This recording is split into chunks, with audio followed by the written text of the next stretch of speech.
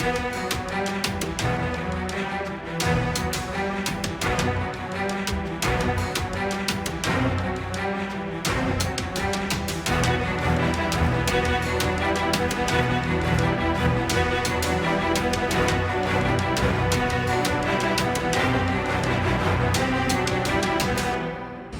बघताय गेले 10-15 गोकुळच्या संदर्भातल्या अनेक उलटसुलट बातम्या सातत्याने यायला. वास्तविक ही निवडणूक महायुतीमार्फत लढवायची असं आमचे नेते नामदार हसनसाहेब मुश्रीफ यांनी सातत्यानं वारंवारती सांगतात. पण आम्ही परवा वाचल्याने दुःखही झालं की महायुतीतले घटक आणि त्यांचे आमदार हे थेट मुश्रीफ साहेबांच्यावर टीका करावी, चौकशी करतो म्हणाले. वास्तविक महायुतीमध्ये अशा गोष्टी होणं बरोबर नाही.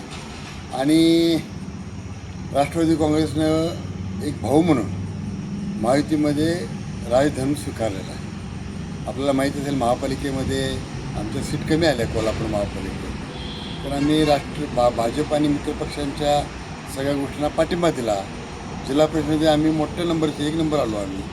आम्ही सगळ्या घटकांना घेऊन महायुतीतच सगळे जिल्हा परिषदमध्ये सगळे पक्ष आणि आघाड्या आणण्याचं काम आम्ही या निमित्तानं केलेलं आहे.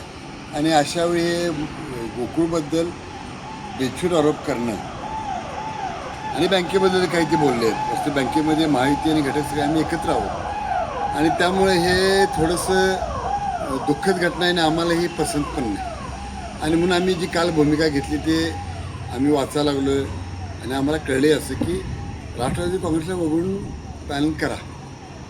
अशा आमची अशी भूमिका आहे की राज्याचे कर्तव्यगार मुख्यमंत्री नामदार देवेंद्र फडणवीस साहेब यांना विश्वासात घेऊन त्यांना नामदार मुश्रीफ साहेबांनी भेटावं आणि आमचे जे मित्रपक्ष आहेत महायुतीमध्ये त्यांना घेऊन बाबा तुम्ही जर आम्हाला नकोच म्हणत असाल तर आम्हाला महायुतीमधल्या घटक पक्षाने एकत्र घेऊन मित्रपक्षाने एकत्र घेऊन ही निवडणूक लढवावी लागेल.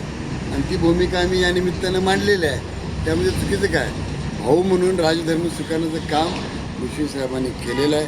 वास्तविक त्यांना मी परवाही बोललो होतो की त्यांना दुःख हे नाही आहे. चंदगड गडिंगला त्यांनी आजऱ्यामध्ये जे घडलं त्याबद्दल त्यांना दुःख आहे.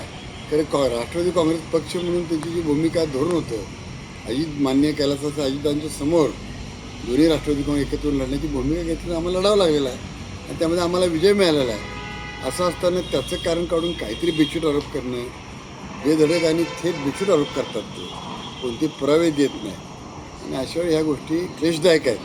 आणि म्हणून आम्ही ही भूमिका घेतलेली आहे की बाबा मुख्यमंत्र्यांना विचारून तरी घ्या की बाबा हे ना घ्यायचं का नाही आम्हाला, बरोबर नसेल तर आम्हाला बाबा मग निवडणूक आहे सगळ्या मित्रपक्षाने लढावं लागते अशी भूमिका याच्यामध्ये घेतलेली आहे. नमस्कार.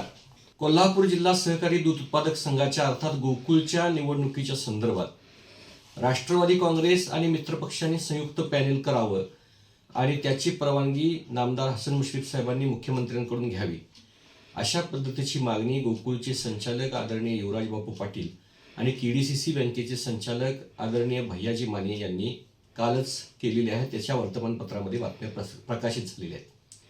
खरं तर राष्ट्रवादी काँग्रेसचे भाजप, शिवसेना, जनसुराज्य सोडून अन्य कोणी छुपे मित्रपक्ष आहेत का हे पहिल्यांदा त्यांनी जाहीर करावं आणि मग संयुक्त पॅनेलची मागणी करावी.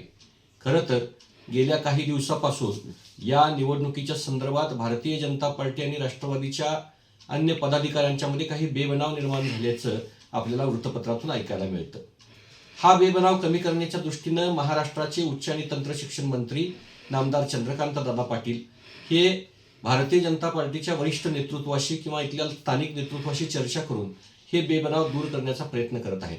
परंतु काल गोकुळचे संचालक आदरणीय युवराज बापू आणि KDCचे संचालक आदरणीय भैया माने यांनी भारतीय जनता पार्टीच्या या नेतृत्वांच्या मागणीवर त्यानंतर त्यांनी असं वक्तव्य केलं की मुख्यमंत्र्यांकडं राष्ट्रवादी आणि त्यांचे मित्रपक्षाचं संयुक्त पॅनल करण्याची मागणी करावी.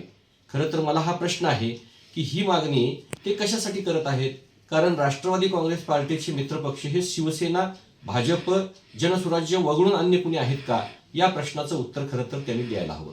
गोकुळच्या निवडणुकीच्या बाबतीत मी माझ्या मंजुनाथ सहकारी दूध व्यावसायिक संस्थेच्या वतीनं कोल्हापूरच्या सर्किट बेंचमध्ये एक याचिका दाखल केलेली आहे की या 1108 दूध संस्था ज्या अवसायनामध्ये निघण्याचा प्रक्रिया सुरू झालेली आहे, या 1108 दूध संस्थांना मताचा अधिकार प्राप्त व्हावा.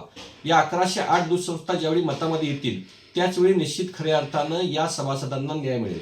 परंतु या मतामध्ये येण्याच्या पूर्वीच या लोकांना निवडणुकीची घाई का लागली असा प्रश्न माझ्यासारख्या सर्वसामान्य कार्यकर्त्याला पडतो. त्यामुळं माझी आदरणीय भैया माने साहेबांना आणि युवराज बापूंना विनंती आहे की त्यांनी अशा चुकीच्या पद्धतीच्या बातम्या प्रसारित करून महायुतीमध्ये पुन्हा बेबनाव वाढेल अशा पद्धतीची वक्तव्य करू नयेत.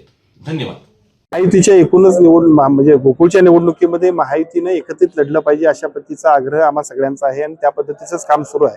त्याच्यामध्ये जे काही आरोप प्रत्यारोपाबद्दल बोलताय, मला असं वाटतं की पुढच्या 2 दिवसांमध्ये आम्ही सगळेजण बसतोय. कुठल्याही परिस्थितीमध्ये असे आरोप प्रत्यारोप करण्यापेक्षा एकत्रित लढायचं आहे.